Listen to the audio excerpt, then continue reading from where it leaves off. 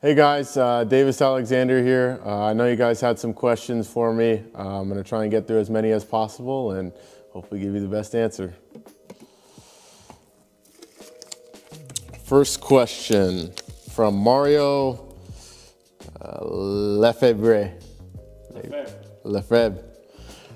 They say players are superstitious. What do you think about that? If yes, what is yours? I try and not be too superstitious because I know, if your routine gets thrown off, then it could mess up the rest of your game. I take the same walk to the stadium every single time I go. I don't like to Uber or anything like that. I don't know if that's a superstition or not. I kind of have the same sort of warm-up routine, but if that gets messed up, it's not going to be the end of the world. Okay, question from Jesse Ferret. What have you enjoyed the most about being in Montreal? And now that you will be here for at least 3 more years, what is something you haven't done yet but would like to do? There's so many different types of foods you can have, so many things to do here. But one thing that I haven't done, I don't know if this counts for Montreal, but I do want to visit Quebec City. I've heard great things about it. From pictures, it looks very beautiful. So I think next year we definitely want to try and get out to Quebec City. From Tyler Watson. Hi Davis, have you always been a quarterback or did you play another position when you were younger? Also, who do you model your game after? Congratulations on the extension. Thanks, Tyler. Growing up, the first position I ever played was actually offensive line. I was 6 or 7 years old. I was playing in Oakland, California. I wasn't very good at the time. Actually, quick story, my mom faked my birth certificate. She put me in 2 years early. So I was going against 8 and 9-year-olds. So I think they stuck me on offensive line because it was, at the time, the safest position for me to play. After that, I played a little bit of running back, a little bit of free safety. But ever since 4th grade, I was a quarterback. So it's been about 18, 19 years of playing quarterback. I like to model my game after Johnny Manziel when he was with Texas A&M. He's got a crazy competitive spirit.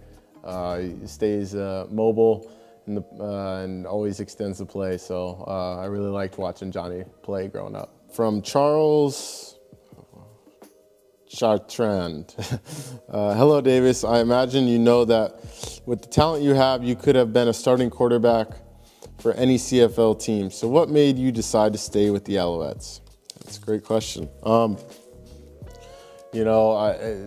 love these guys in this locker room. I love this organization. I think Danny's kind of always had my back, and I'm forever grateful for that. It's the guys I spend every single day with here and the connections that I've built. It was very important for me to come back here, and we have a heck of a team, and obviously the fans are second to none.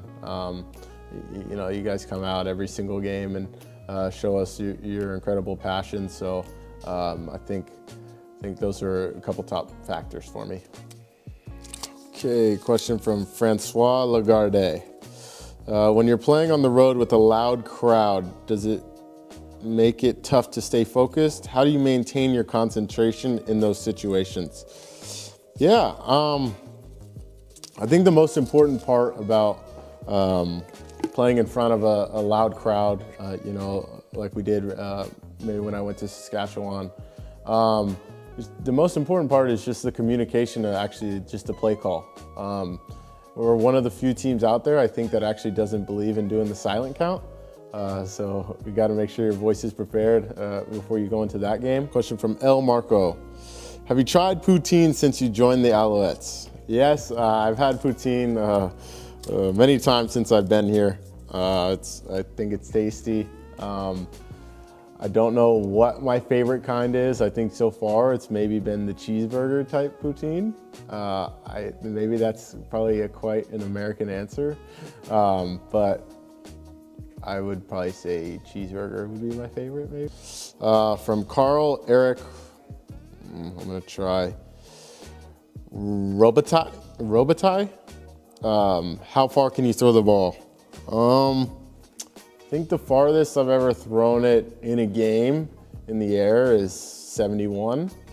It was on the run, which was pretty cool, but it was in a dome, so it was controlled weather. I think when I was actually a senior in high school, I did the long ball challenge, like in Seattle camp, and I threw it 78 yards. So maybe 75, 80-ish. I think the CFL ball flows a little better too, so maybe I could get 80 maybe. Receiver hands were, fingers and hands, I think we're at 9 on my career. I think this past year we actually had 3, so that's something that I'm very proud of. From Real Pekin, what are your personal goals for 2025? With it being personal goals, I'm not going to talk about the team, so I want to have under 10 or less turnovers on the year.